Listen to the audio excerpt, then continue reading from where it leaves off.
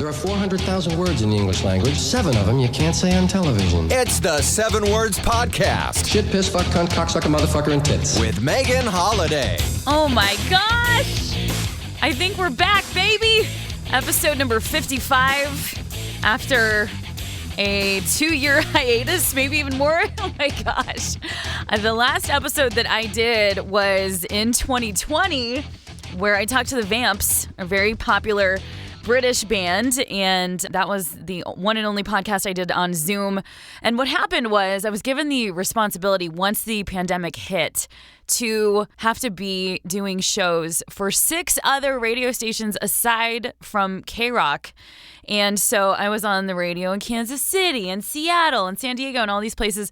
And it was a lot of hard work. So I was basically sitting behind a computer recording, 6 separate shows every single day, and it was exhausting. So I didn't have the time to work on this podcast, which is essentially just a labor of love. As you know, it's not like I make any money off of doing this podcast. I just love doing it. I love connecting with you. I love the feedback that I receive. And I do want to thank everybody who reached out to, say, hey, we really miss 7 Words Podcast. Where is it? And I know you're probably wondering, hey, have you watched the George Carlin documentary yet? Apparently, this is a 2-part documentary. I believe it's on HBO, and I've heard wonderful things about it. But I'm waiting until I can actually sit down and watch it with my undivided attention. Because if you don't know, this podcast name is based off of George Carlin and the 7 words that you can't say on television and radio. Also, it's kind of a tie-in with the Deftones song 7 Words as well. So that's my favorite band. I want to let you know that my goal is to bring back this podcast. I won't be able to do it as often as I used to, but I still will be able to, I think, put out at least 1 episode every month.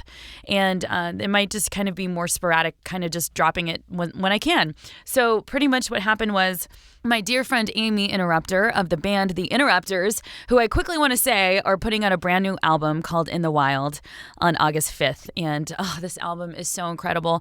They are also going on tour with Flogging Molly. So please do a little Google search or follow The Interrupters on Instagram to get those tour dates, because obviously you could be in many different places listening to this podcast. So I'm very excited because, Aimee reached out to me, and she's a very good friend of mine. We talk all the time, and, and she hit me up and she said, hey, you know what? I am wanting to do a special edition of your podcast to talk all about mental health. And here's the thing, Aimee has been on this podcast before. And if you want to find out the full story about Aimee's life and how she got to where she is today, you can listen to episode number 12 of this podcast. But that's not what this one is all about. This is us talking about different issues with our own mental health, solutions that we found. We talk a lot about different modalities of therapy.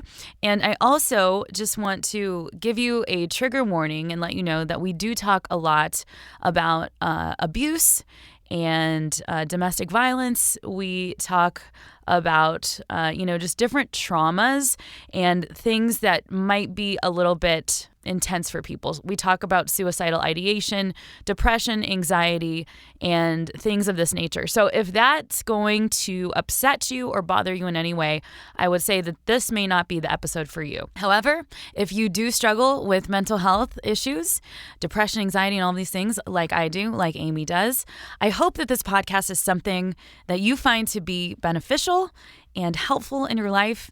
And I really just want to commend Aimee for being so open and honest because she really gets into a lot of details about her life and the traumas that she's been through that she has yet to share with anyone on the planet. So it was I was very honored that she wanted to share these stories so openly with me on the 7 Words podcast. So I hope that this means something to you. I hope that it's helpful to you. And of course, I just want to say thank you so much. And if you have a moment to subscribe to the podcast and leave a review, I would be very grateful to you for that. So without any further ado, I don't want to ramble too long because this is a long one, but it's so good. You can't help but just kind of be really locked into everything that Aimee is talking about. So please enjoy this episode with Aimee Interrupter of The Interrupters.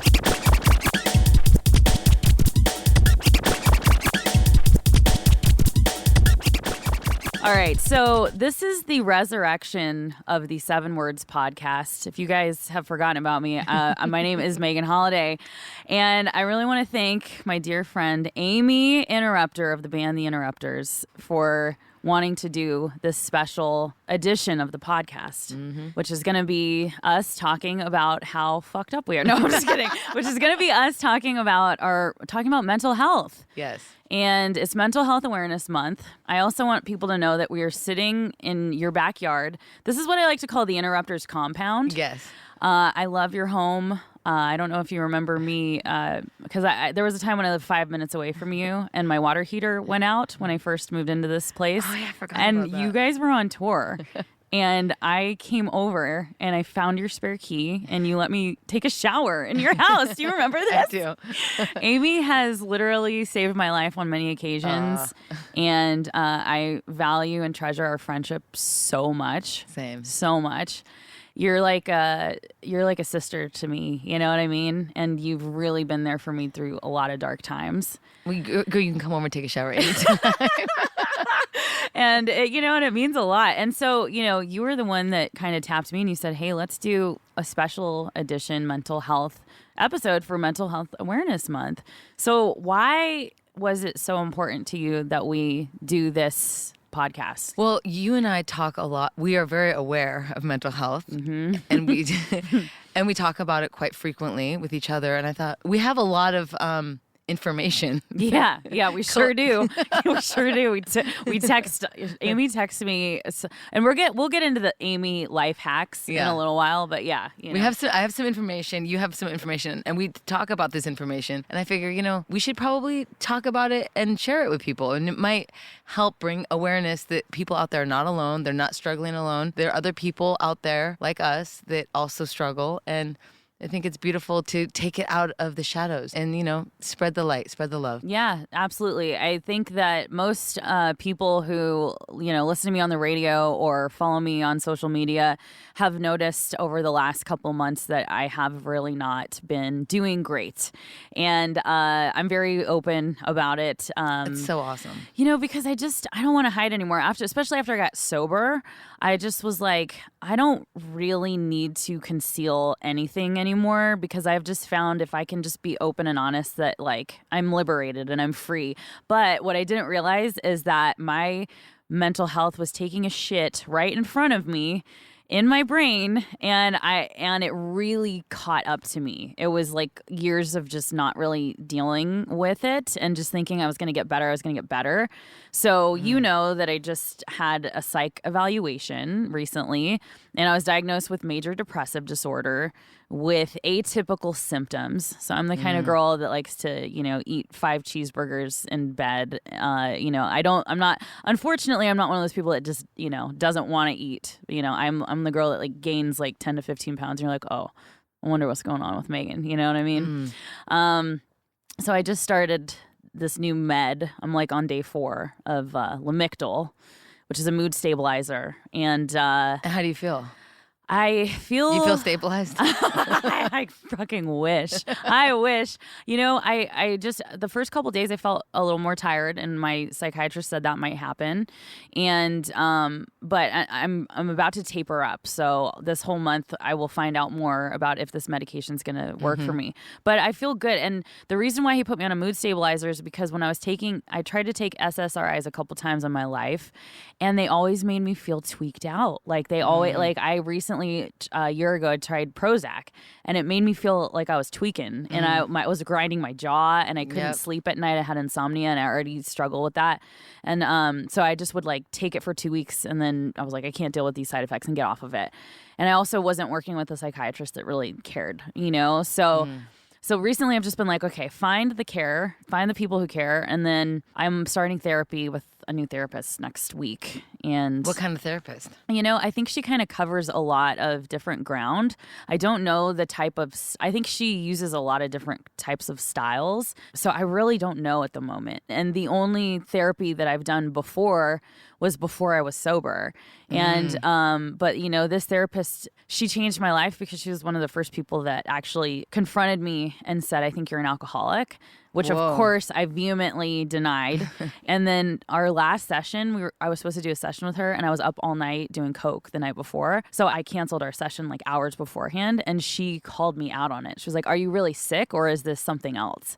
And I was like, "You know what? We're done." Like blah blah blah. No. Yeah, I mailed her a check for that day because you can't cancel without paying, and I never talked to her again. And you want to know what? What? I end up fucking doing my amends.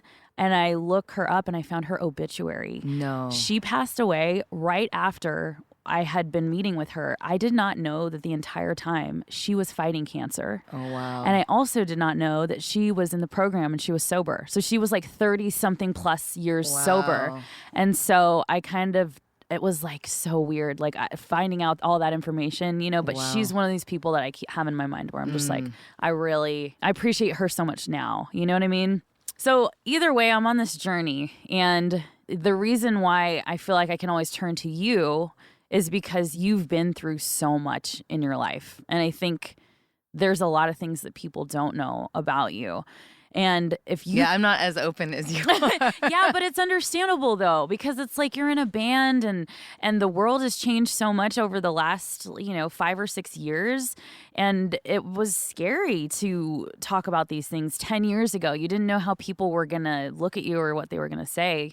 Yeah. So why do you feel like it's a good time now to kind of talk about these things? Well, I think I had to do a lot of work. Internally, spiritually, mentally, physically. I had to do a lot of work in myself in order to have a peace within myself, in order to be able to share anything that I was going through or anything I've struggled with. For me personally, I didn't want to share stuff that I was still, while I was still drowning. I didn't want to talk about how I don't know how to swim. Like I had to sort of get to shore, dry myself off, look back and be like, wow, I came out of that, and now I'm ready to talk about it. Yeah. Well, I'm really glad that you are. And it means a lot to me that you wanted to do it on this podcast too, especially that I've been on hiatus for such a long time. But like, this is so cool for me too, because you know how much I love this podcast and I really want to bring it back and start doing it again. So this is like the most perfect situation. We're sitting around a fire. We're in your backyard. We're very comfy. Yes. And talking about mental health. Yeah. I love talking about it with you because you're so open, you're so honest, and you keep it real. I keeps it real. I try. What about when keeping it real goes wrong, though? Yeah. But that's what I love about you. Yeah. Well, I don't know. I've just found that every time I've just told the truth, like it's always been okay. And there's always been someone who's reached out. Like I'll talk about mental health stuff on the radio and someone will text in or call in or DM me and say, what you said today really helped me or whatever. And you have the same types of experiences through your music. Well, that's the thing, is that I've always told my story. If you actually look through all my lyrics, I'm definitely telling my story, but I always have said it about somebody else. Like we have a song called Jenny Drinks, and I'm Jenny. You know what I mean? Yeah. But I'm telling my story. There's this song we have called Easy on You, and that song is about me as well. Like I'm telling my story, but I'm singing about somebody else. So, my message is in there. It's just hidden. Well, and I think that in your previous songs, it was a safer way for you to convey your own feelings through the character of someone else. Right. But in this new album, In the Wild, yes. which, by the way, is coming out on August 5th. Yes, yeah. When you were making it, I know where you were at mentally. And you had told me that this is like going to be your most personal album because you're telling your entire life story in this album. Mm-hmm. So let's kind of go back to when you first started to notice that you were not like other people in the ways that you felt mentally, and when that all kind of like started for you. I think, as early as I can remember, honestly, I felt very uncomfortable in my skin at literally the earliest I can remember. Just always being aware that I was a human being, and then that was really bizarre to me. Truly, my earliest memories. One of my first words was out. My mom said that I would scratch at my chest as a little girl and just say out. Like I just wasn't comfortable in my skin. I know, you've told me that before, and I just was like, wow. That, but yeah, I mean, like, I get it. Get me out of here. Get me off this planet, please. But I think when I really noticed that I was different was when about 8 years old, I started pulling out all my eyelashes and eyebrows. And I had a thing which I didn't know at the time is a word. There's a word for it called trichotillomania. And for most of my life, nobody knew what it was. Nobody could tell me why I did it or what was wrong with me. But I remember being about, I think I was like 8 or 9 years old, and I took my allowance and I took my bike down to the grocery store, and I found big eyelashes, and I used my allowance money to buy them, and I didn't know anything about eyelash glue because I'm like 8 or 9 years old. So I used Elmer's glue. And I didn't know anything about eyeliner or mascara. I just took Elmer's glue and glued like these big eyelashes on my eyelids. And for eyebrows, I would take black Sharpie marker and I would draw on my eyebrows with Sharpie. And I would go to school like that, and kids would make fun of me. And it was really humiliating, and I felt completely alone, and it was so weird. And I started writing songs at that time. That's when I first started listening to Joan Jett. Yep. And that's when I started writing songs, and that's when I just felt, I didn't have the word for it, but incredibly depressed. And of course, my home life was awful, and my stepdad was very evil and super abusive. At the same time, all of that was happening. And I just remember going to school pretty much my whole life and just seeing kids seem happy, and I don't know, it just felt like they were just normal. And of course, I'm sure there was all kinds of things happening in their houses. But I just believed in everyone's mask. Mm-hmm. I was like, everyone just seems so happy. I didn't realize like they could be depressed too. Because you're a kid, you don't know that. Well, yeah. You know. But I also do think, though, that there are different levels of trauma. And I feel like you just happen to be the one also, maybe in your area or in your school, that had a lot of things going on behind closed doors that nobody really knew about. Right. You know? They eventually did. I mean, I went to school one day I think I was probably 12. And I was covered in bruises from head to toe. Like I was literally beaten really badly by my stepdad. And this school, they brought me into the office, and I don't think that they would do something like this now. It just seems really, really, really weird that they did this, but the counselor made me take my shirt off and took pictures of my body. Whoa. Which I think is kind of weird. Yeah. But they did that, and then they were like, hey, this police officer is going to take you to get ice cream. And I believed them, and I was taken to Family Services Center, and then they placed me in a foster home. So that was really traumatic for me, because even though my stepdad was super evil and horrible, my mom was a victim of domestic violence at his hand. So she was a victim just like we were. Mm-hmm. And he threatened her life on many occasions for even doing anything in her power to try and leave him. But also a lot of the abuse happened when she was at work or out of town, because she left town a lot. And so my mom and I were very close. So being ripped away from her was a pain that I can't even begin to describe. And you were how old at that time? I was like 11 or 12. Oh my God. And what about your siblings? They stayed in the home. Okay. They just took you out? Yeah. Eventually everyone left, but Right. me immediately. Yeah. It was a long process to get all the kids out. And then eventually I went to go stay with my dad and my stepmom in a different city. And I just like missed my mom so much. I just wanted my mom, you know? Mm-hmm.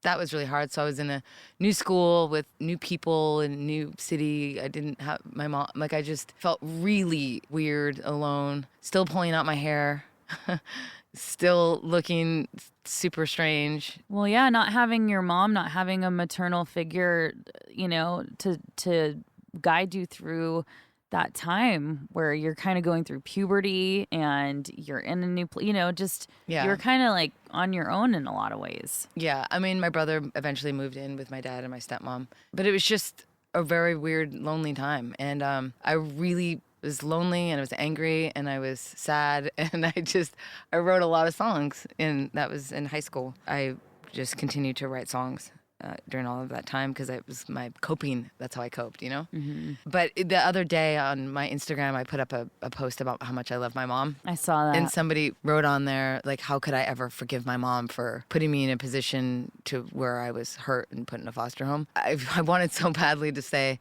because my mom was also a victim. Mm-hmm. of domestic violence, and that happens. You know, she's just as much as a victim as we all were. So she's she's an awesome mom, and she did what she could do to save us the best that she possibly could. So people don't understand that when you are in that position of being abused for years and years and years, not just emotionally, but physically, and you're afraid for your life, and she was trying to do everything she could to protect your lives. Yeah. I mean, he multiple times said that he would kill her children before he would ever let her leave. Yeah. So she was terrified for our lives. People can never understand what it's like until they go through it themselves. And a lot of times I feel like it's like trying to explain to someone what it's like to be a drug addict and an alcoholic.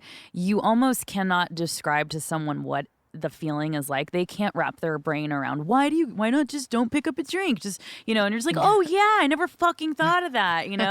But it's like when you're in that position and you are literally in fear for your entire life, and not only that, but it's like probably every single thing that she would do in her day, she would be walking on eggshells 100%, because, yeah.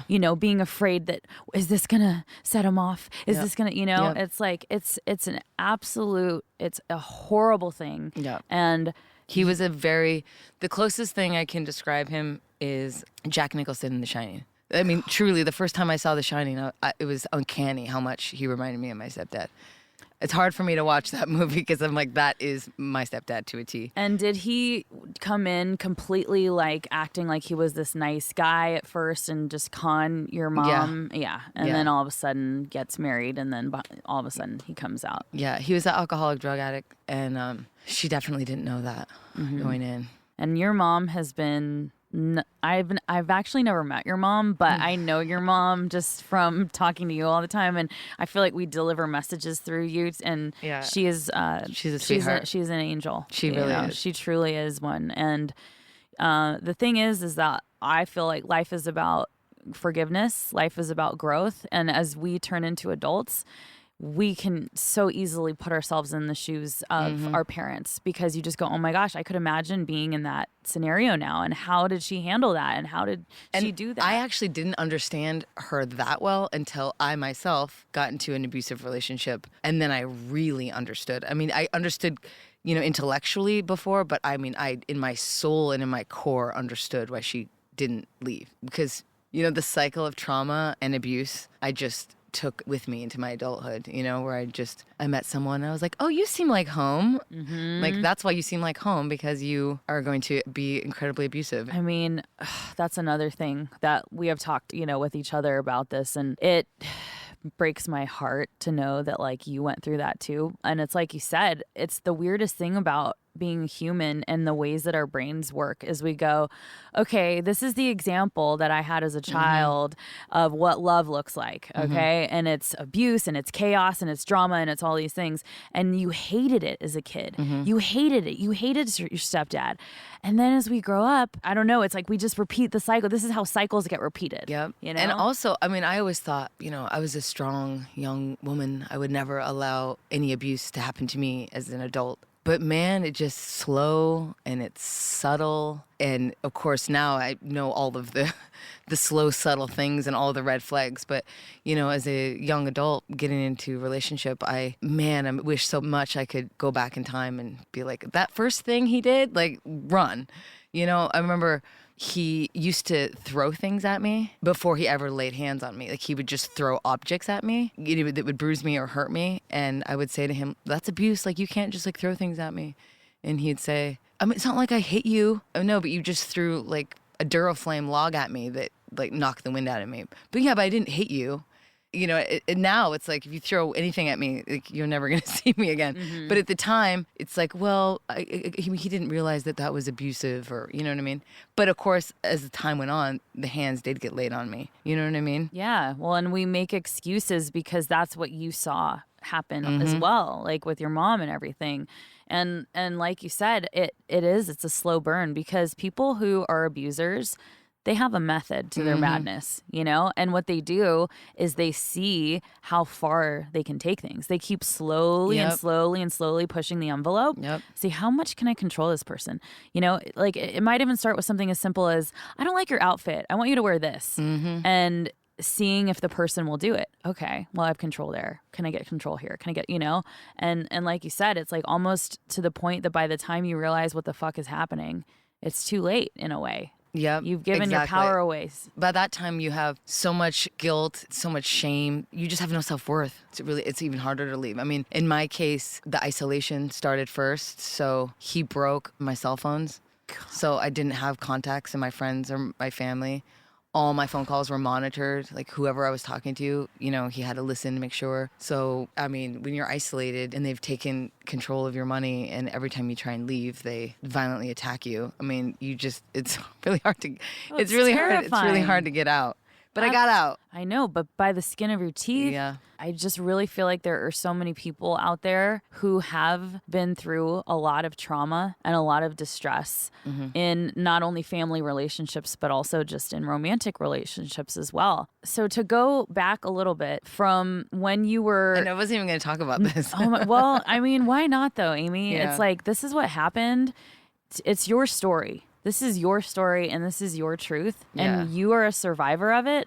And the fact that you haven't talked about it until now shows and proves that you have come to the other side of it all. And it's hard to say that you're ever fully healed from something like that, but you're at a really good place in your life right now. And I just feel like your story is going to help more people than you'll ever know. And I just think it's really powerful. And I'm really proud of you for wanting to talk about it. Thank you. Yeah. I mean, I think that it's taken me a very, very, very long time to heal from a lot of the trauma. And that's actually what I wanted to talk to you about. The things that I've done that have helped me, because there was times that I never thought that I was ever going to get better. My PTSD, I'll always have PTSD. I mean, it's just kind of like a lifelong thing. But there's ways that I manage it. There's things that I do to help sort of minimize all the effects of the PTSD and ways that I make my life manageable and livable. So for a long time, you did rely on drinking, much like myself. Numbing. I did a lot of numbing. Yeah, self-medicating. Well, it's like, especially when you're in those kinds of environments and you were also, raised around it.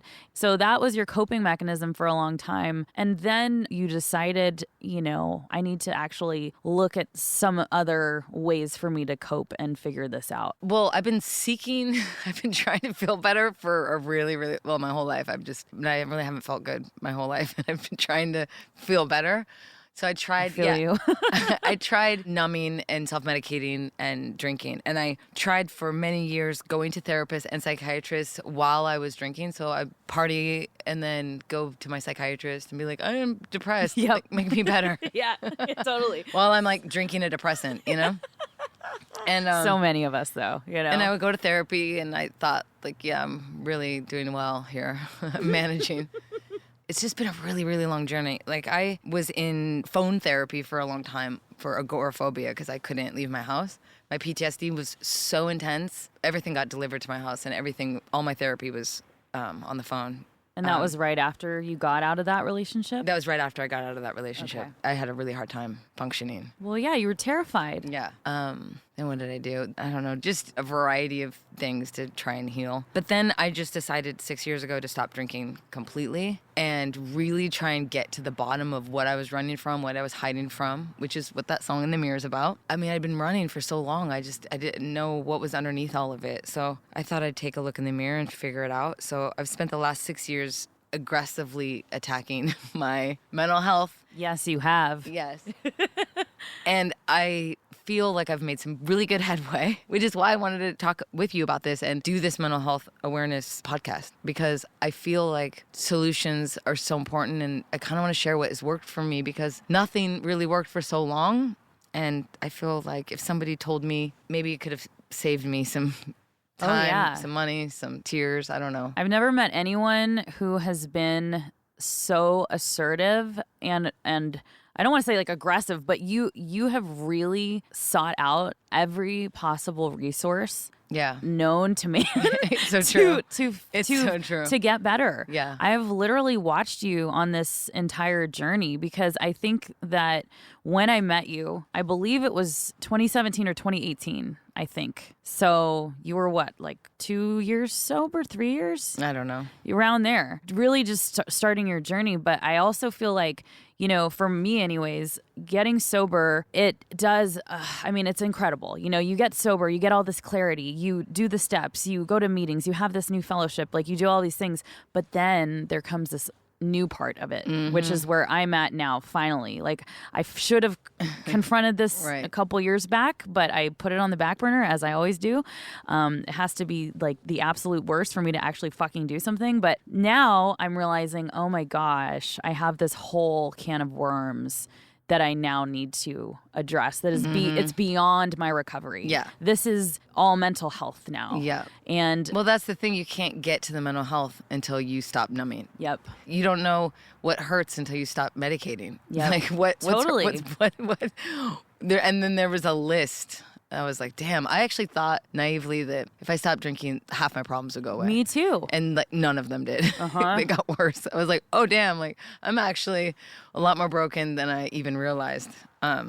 Yeah, but in a way though, it's like that's the only way for us to get better we have to identify the problem, what it is, diagnose it, figure it out, and then try different resources for it. And like, it's never going to be a cakewalk for those who have, mental health issues. But I think I would have to say the majority of people that I know and what it seems like is going on, especially in America, is that we've got a big issue, especially with anxiety and depression, just to start with. That's just a start. Yeah, I didn't know the words for it, when I was growing up, the anxiety. I didn't know. I went to the emergency room so many times in my young adult life because I thought I was dying. I didn't know. I just was having a panic attack. Like, I can't breathe. Yeah. I got later diagnosed with panic disorder and acute anxiety disorder, but I didn't know. I just couldn't breathe, and I just thought I was always dying. It's like because it feels like that. Yeah, you feel like you're just dying, and it was always really frustrating. The nurses and the doctors. I'm like, surely after every test that you can find that I really am dying. They're like, no, it's just in your head.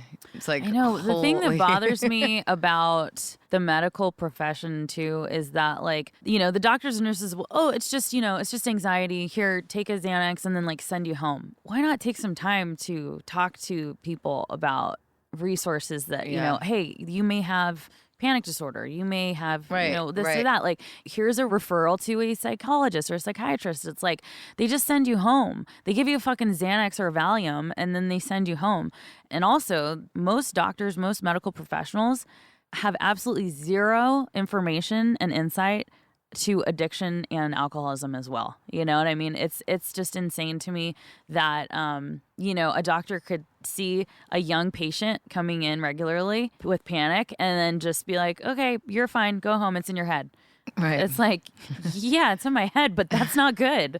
What do I do now? Yeah, exactly. So when you were younger, you had taken depression medication? So when I was in 8th grade, and my dad laid eyes on me. He's like, you need to get to a psychiatrist because I didn't have any eyelashes or eyebrows. And I was having major anxiety, but we didn't call it that. I didn't know how to breathe, So, they put me on an antidepressant in 8th grade, which did not cure my trichotillomania. It did not help my anxiety. It didn't help me at all. So, I don't know. I wasn't on it for very long. Then I wasn't on anything till my early 20s. I tried different things. I've been on probably 10 different antidepressants and anti-anxiety medications over the years, many different psychiatrists. My diagnosis, basically acute anxiety disorder, panic disorder, major depressive disorder, trichotillomania, complex PTSD. I think that's, and it's idiopathic insomnia. Oh my God, is that it? That's it. Oh my gosh, dude. But I'm managing, I feel like I've done a lot of things to help all of those things. Did you ever find a medication that helped you? Or would you take stuff and it would help you and then you'd be okay and you'd be able to get off of it? So once I stopped drinking, right, and stopped self-medicating, then I could really dig into antidepressants and anxiety medications and figure out what worked and what didn't work. And I had tried a few different ones that really helped me for periods of time, and then they would just stop working. And then I would try another one, and that would really help, and then it would stop working. So I couldn't find anything that worked for me consistently, or it would really work for me, and I would gain a bunch of weight. Mm-hmm. And then that would cause more depression. I'm like, I don't know if I'd rather take the depression or the fact that I can't fit into any of my pants. Like, but it was just 1,000%. That's why a lot of people who have bipolar don't want to take their meds, because a lot of times it's a Seroquel and it makes you gain like 20 pounds. Right. You know, it's hard. It's a struggle. Yeah. So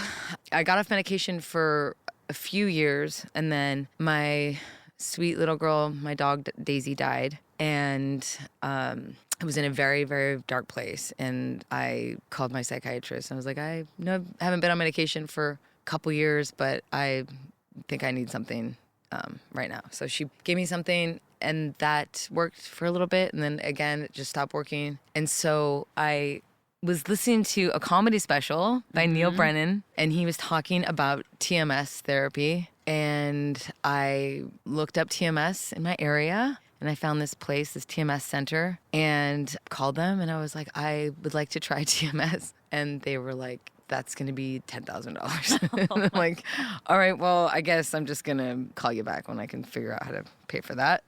And they're like, actually, you don't. If you have insurance and you've been on antidepressants for more than 5 years, I think it's, I don't know how many amount of years, but if you've tried more than 5 antidepressants in this period of time, most insurance will cover it. And I qualified. I had enough. Thank God. I mean, I guess, you know.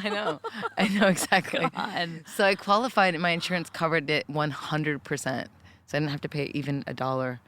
And I did that during the pandemic. So basically, for anyone out there who doesn't know what TMS is, and I don't really know exactly what it is, but it's basically, you can Google it, it's like magnets. And it's kind of like a woodpecker kind of feeling on your head. And they narrow in on the part of the brain that needs stimulation, and they basically stimulate it. I think they studied about 100,000 brains of people with depression, and they found, scientists, researchers, they found that there was one part of the brain that 100,000 brains had this little dark spot that wasn't getting stimulation. On all these people with depression, there was one part of the brain that wasn't getting electricity or stimulation to it. And they found that by stimulating that part of the brain, that it actually significantly improved depression. Mm-hmm. And I was actually not a believer because of my depression. I was actually feeling quite hopeless. Checks out. But I was also like, I've tried everything else. You know, might as well like try this. What could hurt? You go every day for like 45 minutes, an hour. You go once a day for 6 weeks. And if I do that, and even if my depression's just helped a little, then that would make me happy. And so I went in every day during the pandemic. And for the first, I don't know, I'd say probably 3 weeks, 4 weeks, every day that you go in, they ask you to give your depression a number from 1 to 10, 10 being the worst. And when I went in, I was a 10, like no will to live at all. I didn't understand my point of being here. I was really, my suicidal ideation was at its peak. And I was a 10, and every day I went in, I was like 10, 10, 10. And every day that I went in that I was a 10, I was getting even more hopeless. I was just like, this isn't going to work. Maybe it works for other people, but surely they just haven't lived the life I've lived, or like, I'm probably a hopeless cause. There's no hope for me whatsoever. So every day that I was a 10, it was more depressing for me because I thought and I would say, shouldn't they feel better at this point? You know, I'm like, I'm 3 weeks, 4 weeks in, and they're like, it's normal. Everybody's different. You know, they try to make you feel good. It's, you know, however you're feeling, it's normal. It's fine. Everyone's different. Everyone reacts differently. And then one day I went in and I was a 9, and I was like, and I really was a 9, you know? I was feeling like I didn't want to die, but I didn't want to live. Yeah, right. I was like, I was a You solid. want to die a little less. I was like, yeah, I wasn't excited about living, but I wasn't like actively wanting to kill myself. So I was like, I was a strong 9, you know? And then a few more days went by and I was an 8. And I was like, wow, like that's crazy. I'm an 8, you know? And I even told the doctor, I was like, if all I get is an 8, like that's huge. And I'm cool with that. Like I was fine with an 8. You know what I mean? Yeah, you were just happy to have a little bit of relief. Yeah. And then another week went by and I was 7, another week went by. And I got down to, by the end of it, I was a 2. Whoa. I don't know what a 1 is. I may be been a 1, but that's just weird. I don't know. Yeah, I'm like, I don't know if I'll ever feel a 1 in my whole life, but a 1 just that'd be seems cool. kind of a little over the top. Yeah. Let's not push it too far. Let's not try our luck. Yeah, I'm a solid 2. So I've been a 2 since, and the 2 I was. It's so weird because I have always been a 9 or a 10, like since the days of me trying to scratch out of my skin. I think when I was a little girl, saying out. I've always. And what's so weird, and it really spooks me to the core. I was never not a 9 or a 10 my entire life. I just thought that that was life. That's just how. Yeah. I just thought that that's what life was. I always thought that this is how everybody feels. Like yeah, anyway, I was like, know? my suicidal ideation was just a part of who I was since honestly I could remember breathing. It just in my whole life. I just that was my way of being. So to be a 2, I mean, I wake up in the morning now and I'm like, I am so happy to be alive. I am so grateful for my life. Like I can't wait for all the things like I get to do in my life. And how great is food, and how great is like talking to your friends, and how wonderful. Like I actually like I'm happy to be alive, which is so weird. But what's interesting is because of that, because of the TMS therapy, and I was able to look at my life, because before I did the therapy, I didn't really want to look at anything. I didn't want to think about anything because if I go any worse, like, and I go to 11, like nobody wants that. Yeah. So you don't want to relive these horrible things. Yeah. So I just was cruising at a 10, and I just was like having to really dig deep to write songs without any numbing, without any drinking, just raw dogging reality and just like really looking at my life. Seemed impossible to do because it actually seemed dangerous to do because I didn't want to be triggered to the point where I couldn't function. So in doing the TMS therapy, I had the strength to actually look at my life bravely and soberly and make peace. And it wasn't just the TMS therapy. I also did EMDR therapy, trauma therapy with that. So I was looking at specific traumatic events that keep flashing back in my brain. And I can get into EMDR in a minute, but yeah. Yeah, no, definitely. Because these 2 are newer. Well, they're not new therapies, but they're just becoming more popular and more, the word is getting out on these therapies, which is so great. You and also I've gotten really close to the person who does threading for me. She's this like incredible Persian woman that moved here from Afghanistan, and she also told me about TMS. Like I've known her for like a long time too, and I see her, every couple months, and she told me that she did the TMS therapy, and it really, really, really transformed her life. So I've now known 2 people who I've seen and Neil Brennan. and Neil Brennan, who I don't know if we can say, but you DM'd him to say, hey, did this really work for you? And he said yes. I mean, and so these are therapies that I think are so important for people to know about. Yep. I guess it's just the loophole and the hard thing is like you said, like they need to know if you've tried every other realm to get this therapy. But the sad thing about it is this is so ass backwards to me. It's like, oh, prescribe the person the medication because, of course we have to push the fucking medication, the pharmaceutical companies first, before you just put some magnets on someone's head, which seems a whole lot smarter to put the fucking magnets on first and wake up my brain before making me take a pill that has 100 side effects. We're gonna edit this out. Are we? Why? This is the truth. This is the truth. It pisses me off. This is me talking though. You're not saying anything. And I just, but you're right. I think it's because it's newer, and I think insurance companies. Well, they don't want to pay for it. That's all it is. They don't want to pay for it. I know. So, okay. So now EMDR is also a very popular one that I've heard a lot of people are doing. So can you explain your experience with doing EMDR? So EMDR is interesting because it's trauma-based therapy and it's not talk therapy. Someone with complex PTSD like myself, in talking about things can be super triggering. So if I went to talk therapy and I talked about my trauma, I could be re-triggered.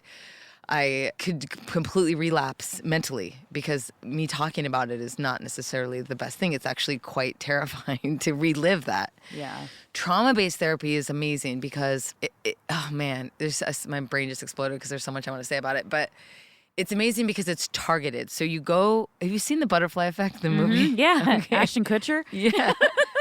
So this is the best way I can describe it. It's like The Butterfly Effect, the movie. So you go back in time. You first get taken into your safe, happy place. Mine just happens to be a bonfire on a beach, you know? You know, just picture this most beautiful bonfire, beautiful night sky, tons of stars. And I'm sitting there with my dog Daisy, and we're just listening to the waves. So that's like my happy place. And everyone has their own happy place, but that's where I go in my mind. Never told anyone about my happy place, by the way. This is how much I love you. I'm telling you about my happy place. And I just keep thinking about Happy Gilmore. He's like, your own happy place. So you go into, so it's kind of like the therapist gets you in a relaxed place that you can go to in your mind. And then you go back in time to the traumatic event that keeps flashing back in your mind that you can't get rid of, that is like constantly triggering you. One of my traumatic memories was when I was 8 years old, and just it's haunted me, you know, this one particular memory, and it always was flashing in my mind and like ruining my life, which is why I was probably always on a 10. I have these traumatic things that I had to carry around with me, that I had to live with, that I could never forget. Like, it just seemed so unfair that I would have this prison sentence of these memories. And that's what EMDR set me free from, because I could butterfly effect my way back to this one particular traumatic event when I was 8 years old. What's amazing about it is that you can make a current memory in that traumatic event. So you create a new memory, you picture it exactly how it was, the traumatic memory, and now you make a current memory. And while you're doing the current memory, you have these like buzzers in your hand. So you have a buzzer in your right hand and a buzzer in your left hand, and it's buzzing back and forth, like left, right, left, right. It's doing a sort of program of buzzing, which lights up both parts of your brain in doing that. So both parts of your brain are like awake or stimulated. I don't know exactly how or why it works, but your eyes are closed, your hands, your brain, I don't know, it's doing something. Then you go back in time to the traumatic event, and then you create a new memory that's current. So I pictured like my stepdad is about to walk in the door, and I pictured my adult self standing there and like telling him to get the F out, and like closing the door and protecting my younger self, and just being like, I got you. Like, I'm not going to let him come into this room. And then I like tell her all these like amazing things of comfort, and that I'm going to protect her and stuff like that. And then I have they create like a really strong memory of what my adult self said to my stepdad in that moment. Really detailed everything I would want to have said, you know? And then what's really interesting, but again, my eyes are closed and the things are happening in my hands. And what's interesting now is that when there's things that happen and it triggers that traumatic memory, the brain, because of how the brain works, I guess, just remembers the butterfly effect part. So now when I have the traumatic flashback, all I see is me, adult me, being like, get the F out of here, and slamming the door in my stepdad's face and protecting her. So I'm like healed. And this other traumatic memory that I have is at this hotel where my stepdad used to abuse me in. And I would have flashbacks of that. And we went back in time, and she was like, what would you want to do to that hotel? And I was like, burn it to the ground. Hell yeah. And she's like, let's do that, you know? And so we got the gas and the matches and made it really specific, so specific that it's creating a current memory. So now when I picture that hotel and I get those flashbacks, I just see my adult self holding my younger self's hand, watching the motel burn to the ground. You know what I mean? And it's a current memory. So I actually don't have the flashbacks of all the nightmarish things that happen there. Is there a slight remnants of the original? Oh, definitely. Yeah. Well, if you remember it's like superseded by the new memory. Yeah, it's like empowering. It's the empowering memory. It's like basically reprogramming the brain, Yeah. like creating a new neural pathway. Yes, exactly. It's like almost like two avenues Yep. from the same road or something, like going, Exactly. like a offshoot. Yeah, you go into the traumatic memory Yeah. and then you take the power back. You get to be the hero. Yeah. You get to be the hero. Yeah. And somehow it's in the buzzing of the hands. And then you go back and forth. So like she would then take me back to my, beach happy place, Yep. And then so you're calm. So that you can feel the sensation when you have the memory. Right, exactly. So when you have the flashback, the brain remembers calm and then it flashes back to the new memory. And it's retraining, it's reprogramming. Yes. So that they're not just a prisoner to these traumatic memories. It's a lot of work and it's really hard work. And it's painful. How many times? It's very, very painful and hard work, but man, it's worth it. So say you go in one day and do you just focus on one memory? Yes. Okay, and then the next time you go, will you revisit that again? No. Okay, so it's one per time. Yep. Okay. Which is completely amazing because they're long sessions and like how long? like 2 hours. Yeah, but that seems about right. Sometimes 4 hours Wow. if you book a double. Wow. Yeah, because sometimes I just want to get it over with. I don't want to have to. Totally. I just want to get it. If we're going into this memory, let's just let's get it clear done. it. Yeah, and there's so many. To me, it feels like I'm probably going to be doing EMDR for the rest of my life. I've had a pretty traumatic life, and I have a lot of flashbacks of a lot of things that I'm like, oh, I need to do EMDR on that one. Like I know there's a lot of work I still have to do, but Well, and I wonder too if as you heal these current or the ones that you're healing, maybe what happens is it allows space for the brain to be like, hey, actually, there's this too that you maybe buried and forgot about that now if you're dealing with stuff, Right. let's just get it out of the way and, No, my brain hasn't done that yet to me. Thank God. Thank God. My trauma is pretty. There's a lot. Yeah. So I'll let you know when I clear all of the big stuff. If there's things underneath, it probably it's going to be a lifetime of it. But at least now I know that there's a tool. Being haunted constantly by the same memories, the big ones of my early childhood. I've cleared a lot of that, and that's really now I'm moving on to more of the adult stuff, which Yeah, that's amazing. I mean, Yeah. to be able to find something that actually works and where you actually feel, I don't want to say peaceful, but just at peace with it, where you can progress, where you can just kind of be like, that's okay. And it's crazy as you grow up, because, it's like I'm 35 and I feel like I'm still dealing with the trauma from my childhood as well. I really need to go in and do EMDR from watching my little brother get hit by a truck when I was 11 and he was 7, because I always have this flashback of me running and screaming for my mom because we were right down the street from my house. And that's my flash. I don't have a flash of him getting hit. That completely got blacked out. But I it was like the running home for my mom, screaming for my mom, and I'm like, I'm 35 and I'm still thinking about this. Yeah. This was also another reason why I was just like, I gotta sort this stuff out now. Enough's enough. you could go to one a long Session. EMDR session and just literally every time that you flash back to that, you're gonna find peace. Yeah. And to ask you a technical question, what's the deal with the EMDR? Do they take your insurance? Do you pay out of pocket? Is it? A lot of insurances will cover it. Okay. But depends on your insurance. Right. Yeah. And I guess something that I've come to realize too about taking care of myself is I think about how much money I spend on my nails and my hair and my clothes and And I'm like, yet I get all weird about wanting to pay for, whatever, for my mental health, and now I'm at a place where I'm like, no, I need to invest in myself because I'm very much someone that, looks put together on the outside and people think I'm this happy-go-lucky person Yeah. all the time. And You do a good job. I can fake You the kill funk it. pretty good. You do a You know what I great job. mean? It's almost like I feel this responsibility that I need to show up for other people. And I'm like, I need to be there for other people. I need to be there for the listeners or whatever. But then I completely put myself on the back burner. Yeah. You know? Who's there for Megan? You are, so that's nice. That's really nice. But, the fact is that, we can have hundreds and hundreds of people who care about us and who reach out and say, hey, if you ever need to talk, I'm here. If you ever need to talk, I'm here. But, that doesn't help.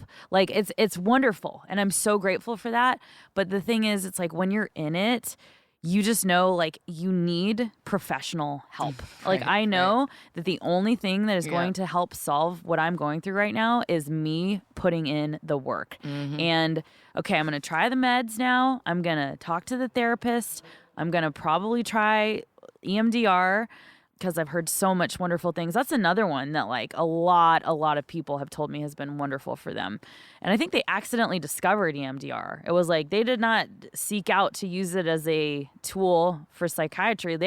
It was an accidental discovery, as far as I understand. I don't know. Yeah. I think I know that they've used it for vets and PTSD and soldiers coming home and stuff. I think that was one of the first uses for it. Maybe, I don't know. I think you're right. I briefly read about it, but the thing is, it's just good to talk about these types of things, and also sometimes just putting yourself out there, and you'd be surprised at how many places really just want to help you. Therapists too, who will be on a sliding scale or... Yeah. Before I went into to do EMDR, physically, I looked up YouTube videos and I was because they do EMDR with lights. So I watched so many EMDR YouTube videos. And listen, when Aimee commits to something, she fully commits. I mean, I'm willing to bet you probably watched every single EMDR video that exists on the freaking internet. I did, but I don't suggest anyone does it, because once I sat down with a real therapist and not YouTube, I was like, oh, I wasn't getting what it is. Yeah. Oh, I just wasted 1,000 hours. Yeah, pretty much. No, but it's I don't know what I had no idea what I was doing. That was a horrible idea. Definitely don't recommend that. You're doing research. Yeah. But you definitely need a therapist to guide you through it. Yeah. I want to go to the one you went to, honestly. You know? Something else I want to talk about, if you're open to talking about it, is when I spoke to you, you went away to do hyperbaric dives, which I have yet to try. I know that was something else that actually really helped you a lot physically. Yeah. So I have a lot of traumatic brain injury from, I guess, a lifetime of trauma. And I went to this place in Idaho to do hyperbaric dives. And before they do the dives, they hook you up to all these different, to machines, and they sort of scan your brain and they have you do all this testing to see how bad your traumatic brain injury is. And what I didn't realize at the time is that trauma causes actual brain injury. I didn't know that. I didn't know that my life of trauma, actually, you could see it on my brain until I walked in one day and there was several doctors looking at my brain scan. And I'm like, what's going on, guys? What are we looking at? And they're like, this is just really fascinating, because we do a lot of work with a lot of veterans that have done 2-3 tours in Iraq and Afghanistan, and your brain looks like that. Your brain looks like you have been to war. I'm like, I have. So they could see it was so weird how much trauma was on my brain. And it isn't just from trauma. I mean, drinking can cause it, obviously physical injury. And so my brain looked like I had been to war a couple times, which it kind of felt like it had. So it was kind of validating and nice to be like, this makes sense that I feel the way that I feel. Yes, seriously though, to that's see what I'm it. saying. It's we need to diagnose it, to be able to know that you're not crazy. Yeah, you feel like this for a reason. Yeah, there's something, exactly. And so I did 40 dives in 40 days. And so what does that mean? So you go into what looks like a airplane kind of thing, and they put looks like a scuba thing over your head, and you just breathe in oxygen. I don't know. It's really hard to explain. You don't go underwater. Yeah. Because when I was talking to you, I thought you were going on diving. Yes. Yeah. No, I thought you were doing underwater dives, and I was like, that's really cool. I didn't know that was a thing that help people. I have no idea. So it's just a hyperbaric chamber, right? Yeah, exactly. And they just you're in an incubator. Yeah, and it's just lots of oxygen. Yes, oxygenating the body. Yes, exactly. And brain. Yeah, it helps to heal the brain. It was weird because I thought that after I did it, I would just, I don't know, I was like, I'm going to be all better. But, you know, like we were talking about earlier, there isn't just one thing. Like, it wasn't just TMS that fixed me. It wasn't just EMDR. It wasn't just the hyperbaric oxygen dives. It wasn't just stopping drinking. It wasn't just, it's literally, it feels like a million things, like so many things. It's getting my prayer life right. It's forgiving myself and others, you know? It's writing down my resentments and Gratitude and lists. writing my gratitude lists and what, you know, it's spiritual work, it's physical work, it's eating better, it's, you know, not eating sugar when I'm feeling depressed, and it's like so many things. But I did feel that I could put sentences. I'm laughing because I don't really feel like I can put sentences together very well still, but I feel that I'm putting sentences together better. You I know definitely that are. You definitely are. Thank you. What's interesting is the doctors said that a lot of the time that the people that after they do the hyperbaric dives won't notice a difference, but the people around them will. And so I asked my friends and my family, and everybody was like, "Oh my gosh, you're so different since you did." It's big time. It's big time. Yeah. So it's more noticeable to others than it is to me. But I definitely feel a little bit, I guess, more clear. I feel clearer after doing that. I guess I just needed more oxygen or something. I don't know. Well, yeah, dude. It's like our brains are like little sponges in there. The brain is the most sensitive part of our bodies, and that's why the skull is so freaking thick, like it, you know, to protect it. And so when that's had just wear and tear for years and years and years and years, it's like, of course, you know, it needs to be oxygenated and needs to have like love and care to it. What I noticed the most is before the hyperbaric oxygen, I was for years and years and years and years absolutely tormented with nightmares. I couldn't remember a night that I could ever go to sleep where I didn't have horrific nightmares. And after the hyperbaric, I didn't have nightmares anymore. Like, I stopped having nightmares. I'm like, still, like, knock on wood, I'm like, I still to this day, I'm like, that's so crazy. I don't have nightmares anymore. Well, yeah. I mean, I remember you having such bad insomnia, and it just seemed like you didn't want to go to sleep because you knew what was going to come. Yeah, exactly. You know, like Bree, like my really good friend and your friend, like she's has that too, where she's like scared to go to sleep because she has these incredibly scary nightmares. Yep. And I just feel like I've watched you go from, you know, basically staying up all night, and then you would kind of like have really strange sleeping patterns, and like, you know, I could just tell when you were not doing so great and when you were doing better. But it just seems like when you got back from doing the dives, and then when you also started to do this other stuff, you got really evened out. And I was like, oh my God, she's doing like so good. And I'm like shit now, you know? I'm like, fuck. Well, you know? No, but it's like, but I'm like obviously like so stoked, and like, and like you've always been like, you should try that. Like, you've always been like, this really helped me, you know? And I'm finally at a place like where I'm like, okay, I'm ready to do stuff, you know? Well, the thing about the earthing. Oh yeah. The earthing was like. The earthing. Oh yeah. Oh yeah. Because even though the nightmares stopped, the insomnia never did. My mom said that I have had insomnia since I was born, since I came home from the hospital. She said I never wanted to sleep at night. My days and nights have been reversed since I came home from the hospital. Which really, is why it's perfect that you're a rock star. So. It's a good job to have. Yeah. For someone Perfect. that doesn't like to sleep at night. Yeah, exactly. Yeah. But I'm really awake at night, and I just always have been. But I think the thing that sort of took all of the loose ends and sort of connected everything and put everything on a nice little bow was earthing. Earthing helped me sleep.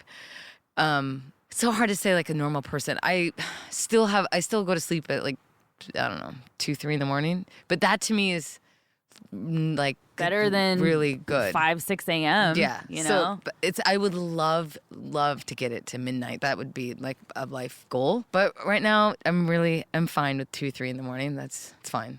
And honestly, I love nighttime. Like, I love staying up late.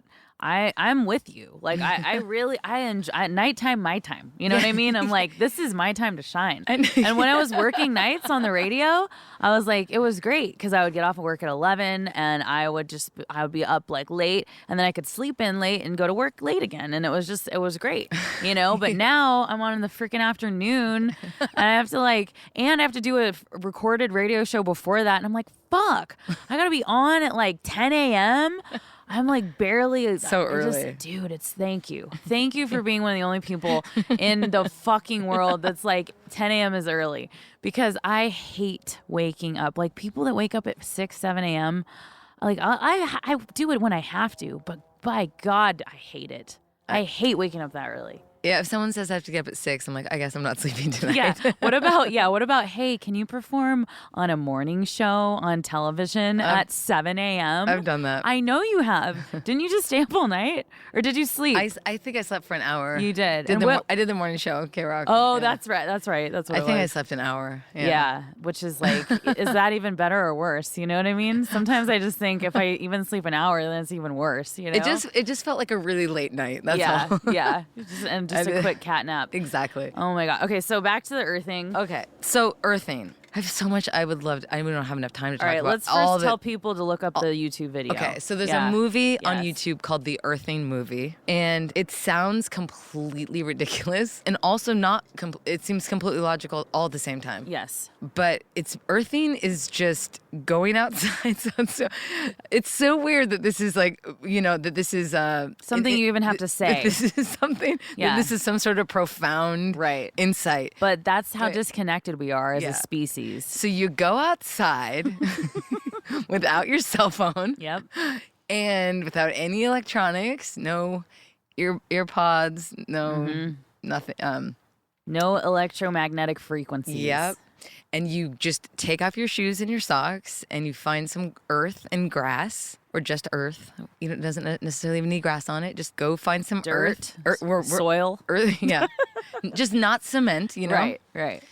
And just stand there for 20 minutes or 15 minutes. Or walk around if it feels you good. Walk around. Great. Yeah. That's great too.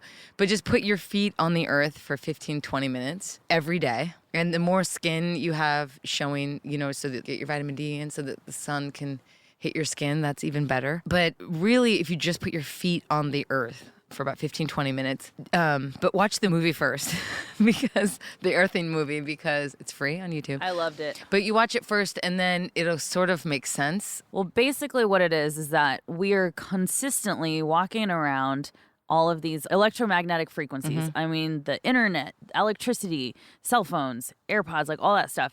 It's like, it's in us, and it's not good for the human frequency.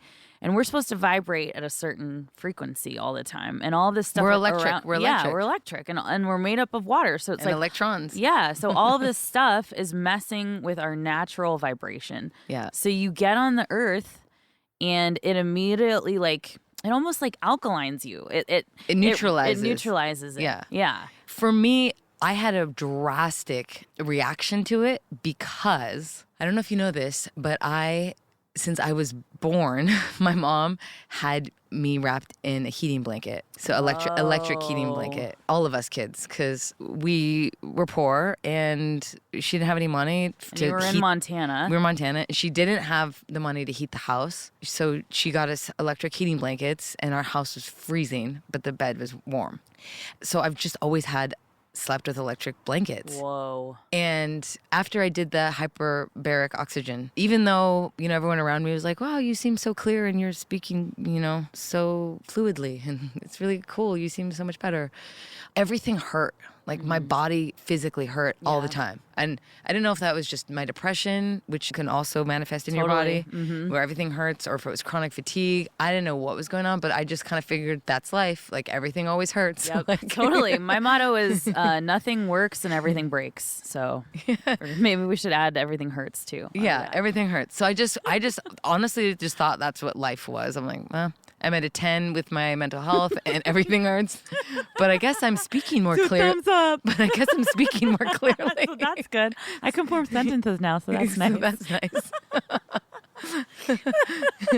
Because I did the hyperbaric before I did TMS, before I did EMDR, before I right. did anything. So then I watched that movie. What I realized after watching that movie is, oh my gosh, I sleep with so much electricity on me. So I always sleep with my Bose noise canceling headphones so that I can block out any sound. So that's got a lot of EMF happening, right? I have electric at the time. None of this is happening anymore. But the Bose noise canceling headphones, sleeping with those on. Then I have an electric heating blanket. Then my bed itself was electric. What? So you know the kind you can put, you can. Oh my God. With the remote control. That's my bed. Yeah. I need a new bed. So I unplugged that. I unplugged my electric heating blanket. I took off my Bose headphones, and I bought this thing called an earthing mat. Yep. Which you got me one too. It's pretty awesome. Changed my life.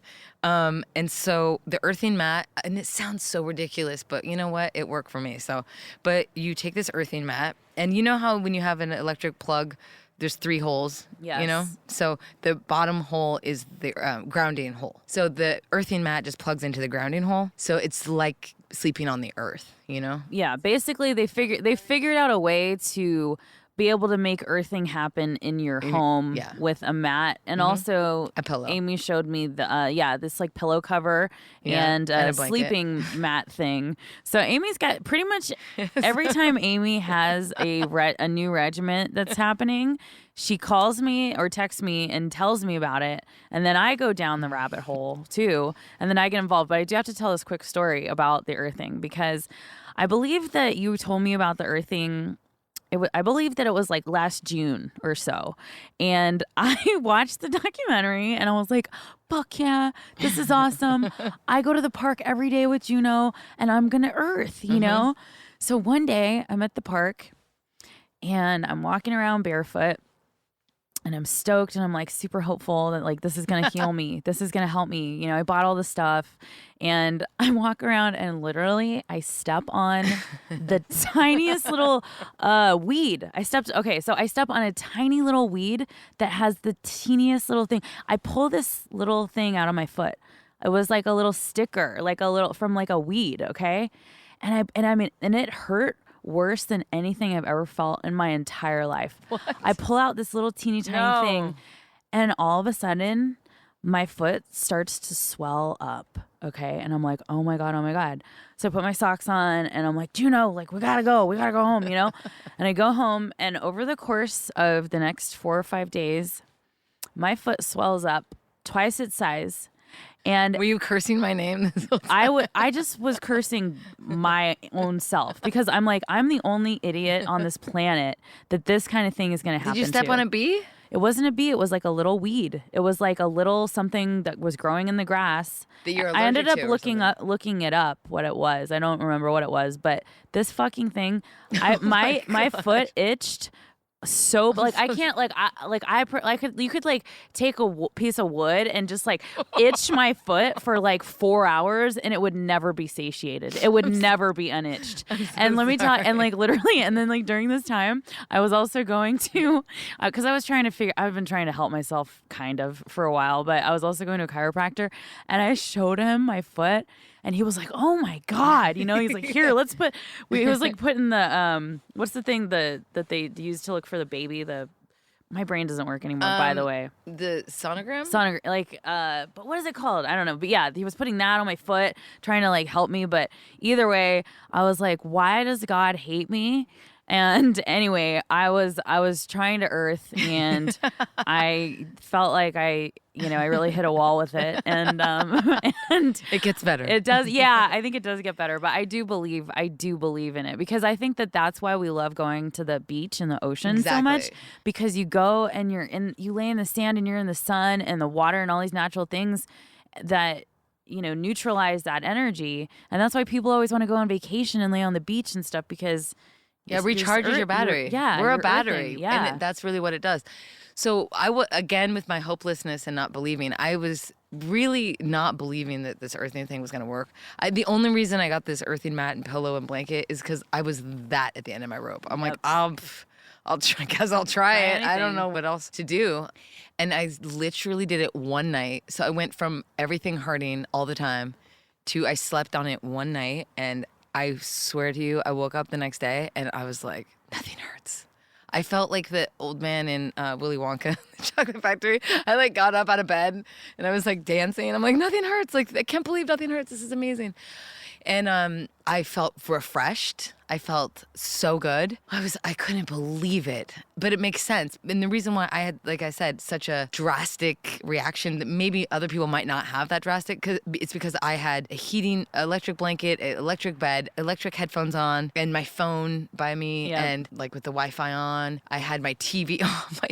I sleep with my TV on mute, but still my TV is on. Yep. I just unplugged all the electricity in my room, and it just like earthed. And I also added electrolytes, which makes sense, right? Yeah. So I added potassium into my diet and magnesium, and that really helped as well. I guess the concept is this. If you have like potassium, you have magnesium, you're getting your electrolytes balanced, and then you remove all the electrical stuff around you, you're just neutralized, then your cells can focus on healing. They can focus on what they do, right? Your body can restore. That's what it's trying to do when you're sleeping, right? All your cells are trying to fix stuff that's broken or so let's like try to help it along. I guess the concept is there's not this outside interference.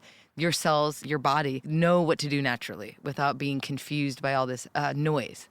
So I just was feeling so refreshed and so much better, and my fatigue went away, and I became a full believer. And I just tell everyone to take their shoes off and go like.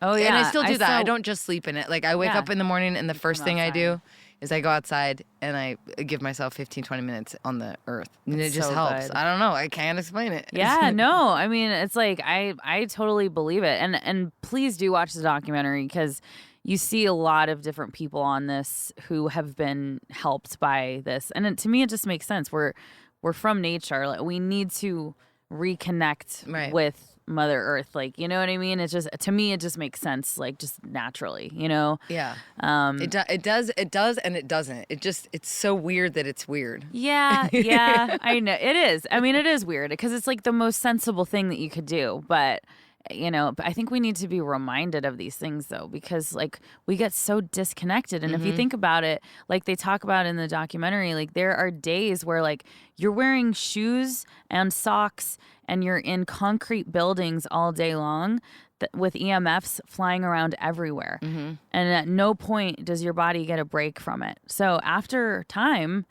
you're just fatigued all the time and never, ever, ever feel recharged. And that's why it's like, oh, like I felt so good after I went on a hike, or I felt so good like being on vacation, walking around barefoot. It's like when do I really walk around barefoot outside ever? Never. Right. I have to consciously make an effort to do that. Yeah, so it's like, it's so true. And I haven't been earthing at all. I honestly feel like I got scarred. I literally got scarred from stepping on that fucking thing.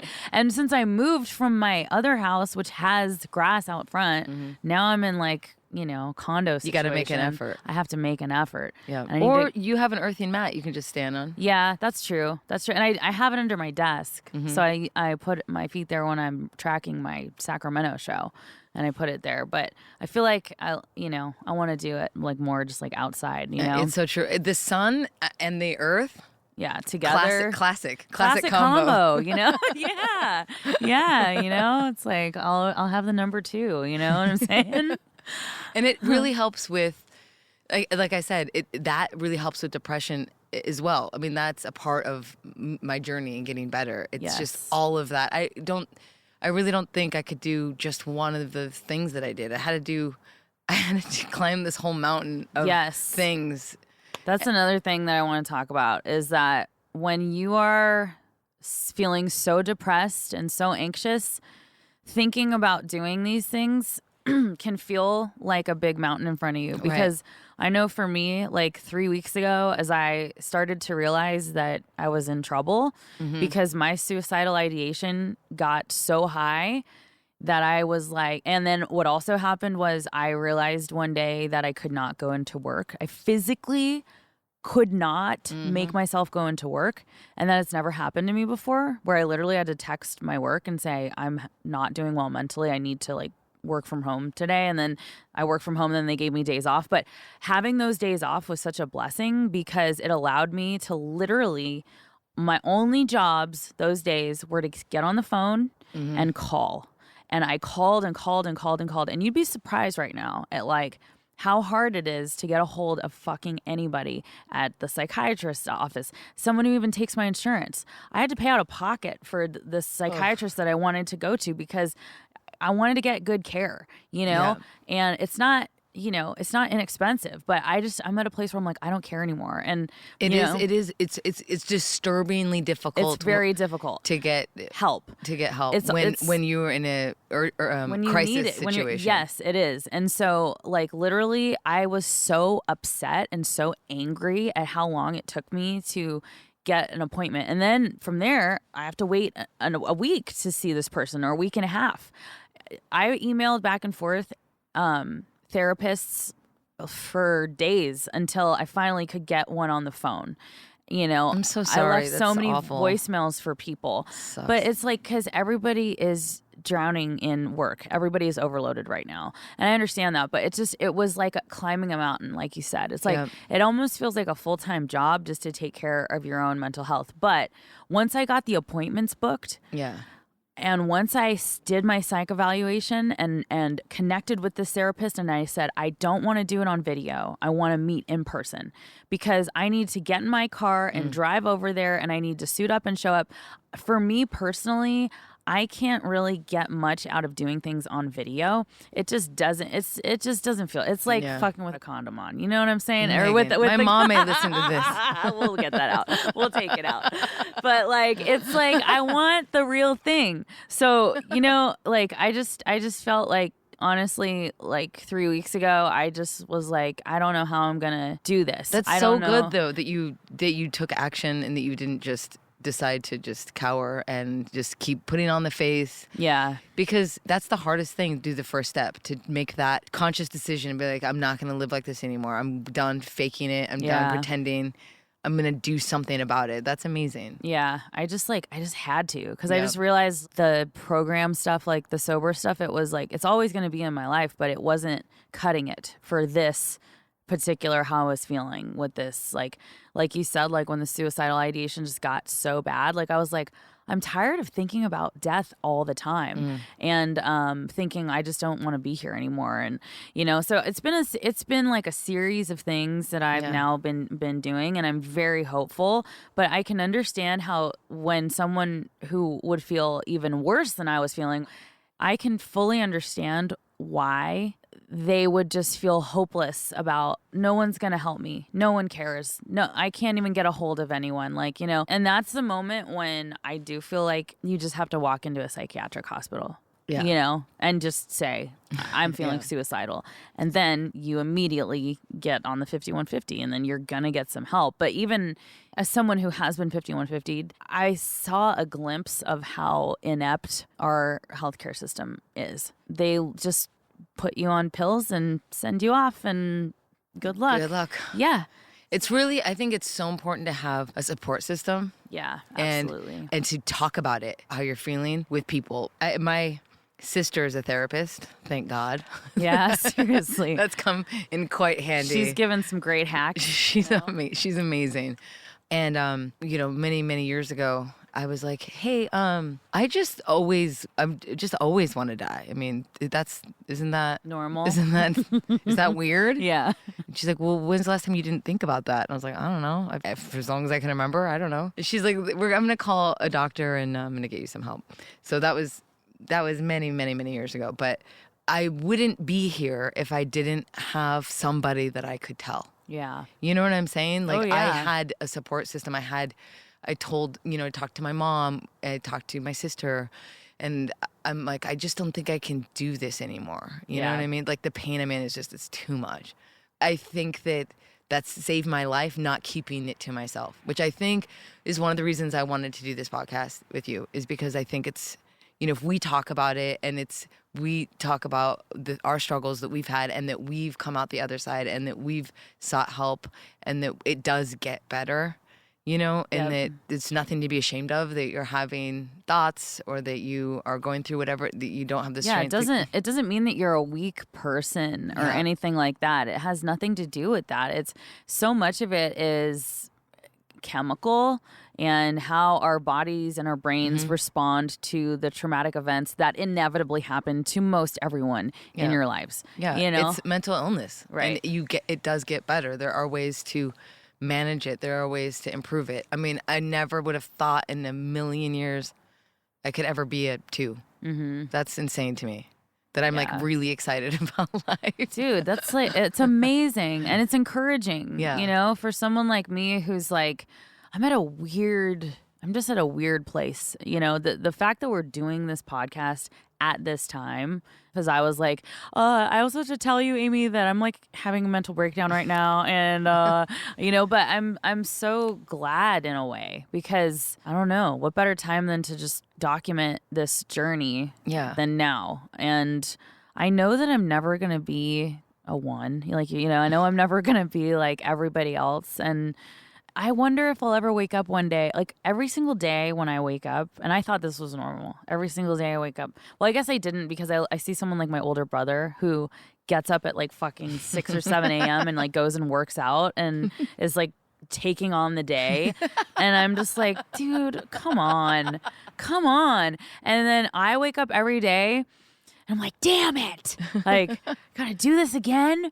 You know, and it's like almost just like my immediate reaction is like, I don't want to do it. I resist life. And then as I get into the morning, it's like, okay, it's not so bad. I can deal with this. I can deal with it. But I don't want to just deal. I think you have to compare yourself to yourself. Yeah. Do you know what I mean? Like if I were to compare myself to your brother, I'd probably be a 6 or a 7. Do you know what I mean? But I'm like a 2 for me, you know? Yeah. But yeah, if I had to compare oh my gosh, like I've definitely, Yeah. I'm just a 2 for me. Right, By the way, for today. Yes. You know? And I think it's so important, and I think it's so helpful to do the number system. Yeah. Because you right now with what you're going through, you can document. You could say I'm a 10 today or an 8 or whatever, and then you can see your progress. That's a good idea. You can see, and I can get you the paper exactly like what the 1 means, what the 2 means, what the 3 means, like so that you can document it yourself and kind of keep a tally, so that you can say, like, wow, you know what? I thought I was actually had a bad week, but actually I was like a 5 and a 4 all last week. Right. And you know, the thing is that I used to live at a 10, and now I live more at a 2, but I fluctuate 3, 4, 5, 6. You know, I have days. Yeah. But my baseline, I kind of go back to 2. Right. What I'm saying is that when you start thinking every day, kind of put a number on it, you're gonna start to see progress, and you're gonna be excited about that. Like, wow, like. Because it's very slow. It's progress is not quick. No. Unfortunately, you're not gonna wake up one day and be like, I'm a 2 now. It's like, it takes it's gonna be. Once you're documenting it, you're gonna see like, wow, like that number is going down. Like, well, I think honestly, even from just having a slight decibel of relief for me was just like, okay, I have the appointments booked. I started the medication, and I'm not having a negative side effect for the first time in my freaking life trying a medication. Like, this is great. I feel relieved, you know. And then I also want to get into self-care, because I also have done like no self-care. And like, like for me, it's like I got to this place over the last few years where like looking good became so important to me, where it was like, okay, if my hair's done and my nails done and my makeup and blah, blah, blah. But now it's like all that stuff is a chore to me, and I hate it. And so for me, getting my hair done and my nails done is not an enjoyable experience. It's another chore that I have to do. But doing something like what you always are telling me, you know, take a bath and relax and da-da-da. I have been like taking more baths and getting massages. Like I've been like, I found like Brianna recommended me that the best masseuse ever. Shout out to One Touch Massage. Daryl is oh my God, he's changed my life. Like I've only gotten 2 massages from him, but I swear to God, it was like just healing. I have so much. He said I was like one of the most tense people he's ever worked on. He works with like athletes, like a lot of famous people. Like he's amazing. He's incredible. Worth every penny. And like I just realized I was like, I'm not caring for my soul. And then I told you I did like an amazing energy healing thing that I know a lot of people may not be into the woo-woo stuff, but I personally believe in, you know, energy. And yeah, I'm very woo-woo. And, you know, she did this healing on me, and it really helped me a lot. So sometimes I just feel like just doing like one tiny little thing for yourself, one small thing, even after I took a bath like the other night and after I got the massage, it was like I was able to go to sleep for the first time in years without taking melatonin. Usually I have to take 20 milligrams of melatonin to go to sleep. And I'm like, oh my gosh, maybe I'm like, starting to heal a little bit. It's what's so crazy is it really is a million little things. Yeah. It's the little things like putting on, taking an Epsom salt bath and lighting a candle and putting on a nice lavender lotion. Yeah. It's weird that a bunch of little things add up to mental health, a full picture, you know? I notice it's sort of a big red flag for me when I'm not doing well, when I'm not doing a nighttime routine. Mm-hmm. Like when I used to party and drink a lot, I would just pass out like my clothes, my makeup, my shoes, whatever. And now that I don't drink and I am older, I make sure that I always like put on lotion and take off my makeup and I brush my teeth and I floss and I do like all of these nighttime ritual things and I say my prayers. Mm-hmm. And I notice that if I just am just really tired and I just want to go to bed and I don't want to do any of those things, I know that that's a huge red flag for me. I'm like, uh-oh. Me too. Something's off. Yeah. Like I'm not, and I'll notice that one little thing will slip first. Like I'll just be like, I'm just gonna take my makeup off with like makeup wipes tonight. Yeah, totally. Or for me, it's like if I don't floss. Exactly. That's when I know. Exactly. Like I'm just gonna brush tonight. All this ain't good. Yep. Yeah. Or I'm not exactly. And once I start chipping away at those little things of self-care, I notice that, oh my gosh, all of a sudden my anxiety, I can't sleep very well. I'm nervous about a bunch of different things. I'm stressed about some things that I wouldn't normally be stressed about. And my mind's racing. Yeah. It's like, because you didn't do any of the things to take care of yourself that would put your mind in the relaxing state. It's like the things, it's like you saying to yourself, I love you. Yeah. I love you. I care about you. Exactly. I got your back. Hey, let's do the, like, it's such a, like, what a wonderful feeling it is to wash your face and like put on the serum and put like, all that stuff feels so good. But like, I'm just like, I want you. I'm lazy. Yeah, I just want to go do this. Like I want to lay in bed. I want to watch my show. Like, it's all just like this self-sabotage thing. And then I know I'm not going to sleep as good because I'm like, I know that I didn't floss my teeth. Yeah, exactly. I know that I'm out here being nasty. You know what I mean? I have one life hack for if you want to kill. You have a million life hacks. I do have a million. Yeah. But I have one life hack for when you want to be lazy, but you also want to do self-care. Okay. So especially on the road, if I'm, if like on the bus or something, I can't wash my face and you just have to use makeup wipes or something. You can't do all of the fun, nice routine because you're, on a traveling, on a moving. I don't even know how you do it sometimes, Yeah. Well, I'm grateful, but it's hard. Sometimes the nighttime routine can take a hit, on the road. But I found that rose water. Oh yeah. Rose water. I use that all the time that you got is me. the best way to be like, okay, I can do all of these things, but you know what I can do? I can spray my face with rose water and I just feel like I've been to the spa and it sends a message to my brain that all is well. I'm still loving myself. Yeah.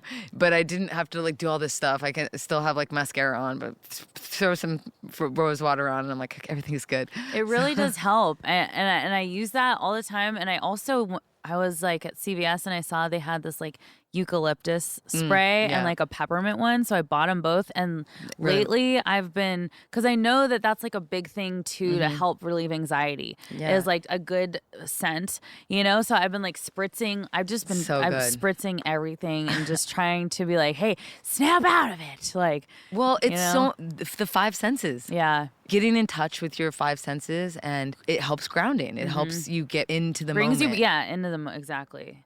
Right into the present. Like this fire that we're looking at is really nice. It is so nice. And the smell of the Palo Santo. You know, when you smell that, Yeah. it's very nice. Oh yeah. Oh, I know. I always need to have scents, and you got me really hooked on that Santal scent. Oh my god, dude! Like it's the best smelling candle in the entire world. Yeah. But yeah, scents really help me setting the mood in my apartment. What kind of music do you listen to when you? Oh, or do you listen to come music when you want to It's relax? Yeah. Well, I listen to music when I'm like, okay, I'm gonna start my day, and I'm gonna do some stuff in the kitchen, and I'm gonna do my makeup or whatever. I usually put a record on. And when it's not the Interrupters, it's usually stuff like the Allman Brothers Band or George Harrison, or I can't get over George Harrison. All Things Must Pass. I can't get over it. I can't either, dude. I love him. I love him so much. He makes me so happy. No, he was the hottest Beatle, and he was the mysterious one that actually wrote some of the greatest songs of life. And that Beatles documentary, I want to watch it with you and Kevin. I want to hear your commentary. It's pretty good. You know what I mean? We got some good commentary. After watching that Beatles documentary, you should have seen my Amazon cart. I got all things Beatles. No, I had because they had the toast. Oh yeah, So I didn't buy any of it. I still look at it. It's still in the cart because I was like, wow, I was really having a day. But it was just all the things that they ate. The toast, they had the toast and they had the little holders for the toast. Oh, did you buy the holders? I didn't buy it. I just put it in my cart. Oh my god! And little teacups. Yes. I was like, I had this fantasy of us being in the studio.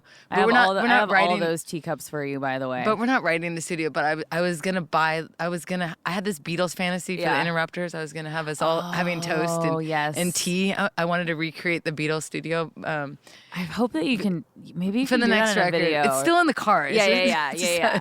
But bring it back later because people will have forgotten about it, and then you bring it back. But this is why I love you though. But I was like, yo, why are we stopping all the time to eat? We should just have toast. The Beatles don't stop to order food. I know, they They're just eating toast. Yeah, it's just toast and tea. So I'm gonna try and incorporate that. It's still in the cart. I'll let you know how it goes. Yes. The next record we write for sure. We're gonna have toast and tea. Toast and tea. I will get down on this all day. I'm half British, so I will deliver the toast and tea. Got to do the PG tips, according to my mom. I found out what kind of jelly jam they were. I put that in the cart. Dude, I don't even know. I should show you. I have a bunch of stuff in there from the documentary that I was like, well, we have to have this in the studio. We're gonna make a great record. Kevin's like, why don't we hold off on all the Beatlemania for a second? Oh my God. Well, Aimee, I just want to say that you sharing all of this today and with, your fan base and just being open about all this, it's really awesome and it means a lot. And I want to say thank you for being so vulnerable and open with me. It's it's a big privilege to get to talk to you about all this stuff, which is really personal and really not easy to talk about. Thank you. And I also just want to say thank you for having me and thank you for talking with me about what you're going through, because the fact of the matter is it really is a journey and there isn't a finish line. There isn't a top of the mountain. It can feel like a mountain to climb, but there is really no top. You're always growing, you're always evolving, you're always progressing. I'm always learning new things. I have bad days. I have days where I still feel weird and alone and angry and I feel awful inside. But then I open my treasure chest of life hacks and I pull out variety of tools that help me. I have a mantra that I say every single day that helps me so much. And some days I'm like, well, forget the mantra. It's something that has saved me a million times and it helps me so much. But I'll have a day that I'm like, I don't know what to do. And then it'll be 9 o'clock at night. And it's like, dude, why didn't I say this mantra, this prayer once today? How did I forget all day when I've been complaining and sad or upset, And then I remember one of my little tools that help, you know? So I guess that's my message. My message is there's good days and there's bad days, but there are tools that we can find. There's things that can help. You know, there's prayers that we can say. There's earth that we can sit on. There's friends that we can talk to. Yep. There's doctors we can call. You know what I mean? There's like a million things we can do. Yep. There's Beatles records we can put on. Yeah, and it's just kind of like if you keep trying, if you keep chipping away at it, the dots will connect eventually. It's not the easiest thing. I feel like you got to have a little fight in you, a little fight. But what I can say is that you not being here is not the answer. Mm-hmm. And that when I stop to think about how many people would be affected if I died or if you died, I mean, that's what ultimately stops me. Is I just go, no, I can't. Like if I think about my dad or my brothers or anybody, like my mom, like, you know, how devastated they would be from that and how much bullshit they'd have to clean up from me. Like, I'm just like, no. Like, at the end of the day. And you're worth fighting for. There's only one of you. Well, and likewise, you know? And at the end of the day, I'm just like, if I think about my life, I'm like, especially from where I was 7 years ago to now, like 100 pounds, strung out on heroin and meth, no money, in debt, no fucking car insurance, no nothing, homeless to now. Damn. It's like, you're a miracle. I'm a miracle, but I also have more discovering to do. Yeah. And more learning to do. And it's like my sponsor always says, like, she deals with a lot of medical issues, and she just basically was like, I am grateful for this opportunity to be able to help more people that deal with chronic pain. And I was like, whoa, that's massive. Because having the attitude of like, Aimee, this is all just going to be able to make us be able to relate to more people and help more people to just know like you're not alone and it's okay, you know, to struggle. And if people have been listening to what you're saying, you basically said you had to work your butt off to find the things that work for you.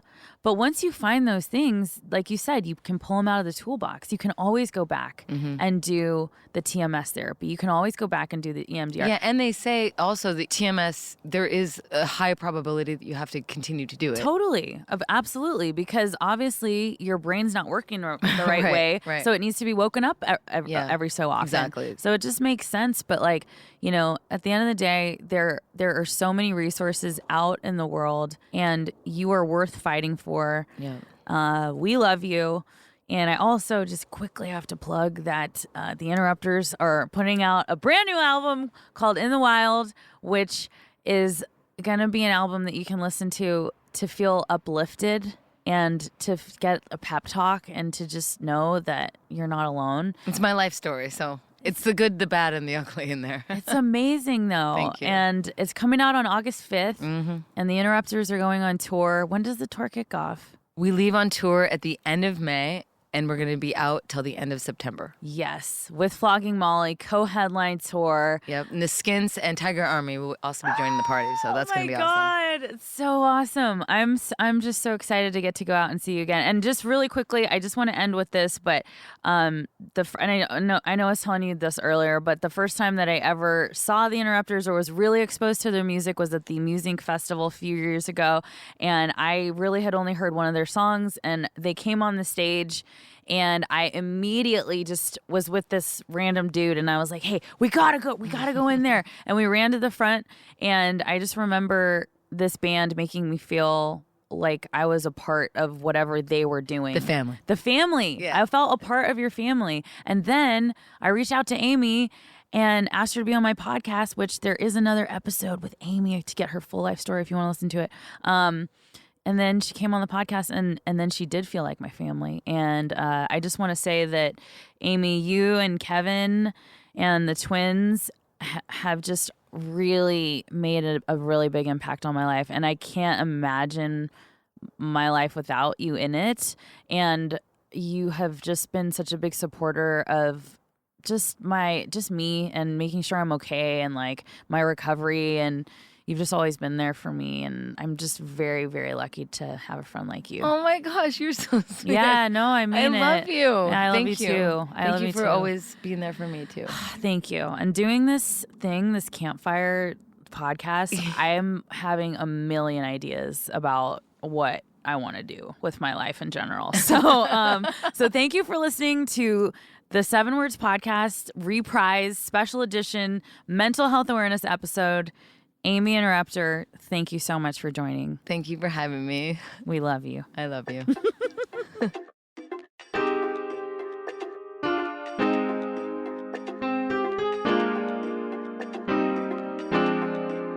And once again, I just want to say thank you so much for taking some time to listen to this podcast. I found it to be very helpful just for me, especially in that, in the condition that I have been in. And I will tell you that since the time that Aimee and I talked to now, I've been on the medication for about 3 weeks, and it is really helping me quite a bit. I feel much lighter, much less worried about things, much less anxious, and I'm really excited to kind of start this new journey, this new chapter of my life. I'm doing weekly therapy, and I am obviously, still going to my 12-step meetings and things like that. So I appreciate you for taking the time to listen, and I can't wait to put out the next episode. Please tell your friends, share this if this has been helpful for you, because it may be helpful for other people who struggle as well. So I love you so much. Don't forget to like and subscribe, leave a review for the 7 Words Podcast, and also to follow me on Instagram at Megan Holiday, or you can even follow at the 7 Words Podcast. So have a wonderful week, and I will catch you on the next one. Okay, bye.